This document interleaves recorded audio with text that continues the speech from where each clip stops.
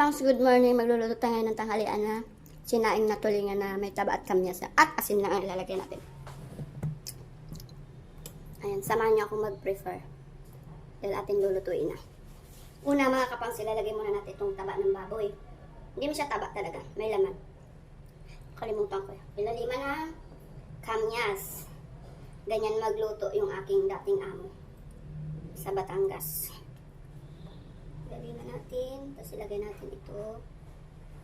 Kunti lang talaga ang kamyas mga kapangs, kay grabe kamahal siguro ng kamo. Halos walang nagtitinda. Kunting-kunti lang itong ano ko. Tapos lalagyan natin siya ng asin. Asin to, lagayan ito ng asin. Ay, paabot nga muna pala labi ko ng magic sarap. Lalagyan din natin siya ng magic sarap para may lasang kunti. Saka natin ilalagay ay tulingan sa mahiwagang paso. Hindi ito paso, palayok. Yan, thank you, love. Ayan. Pantay.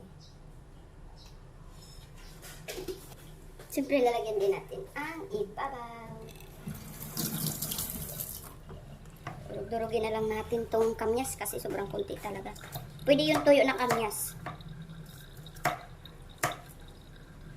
Ito na napili ko kasi mas masarap din naman yung pinitpit ko na yan siya, pinitpit.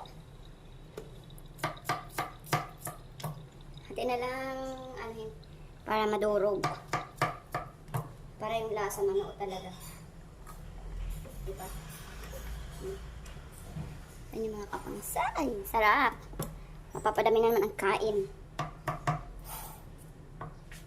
At mga yayat na pag hindi kumain.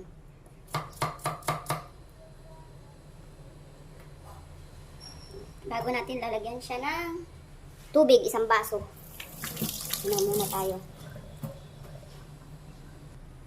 Lagyan natin ng tubig, isang baso. Tapos bago natin lalagyan siya ng konting suka. Tansya-tansya lang. Yan, tansya-tansya ang suka. Tapos dagdagan natin siya ng asin.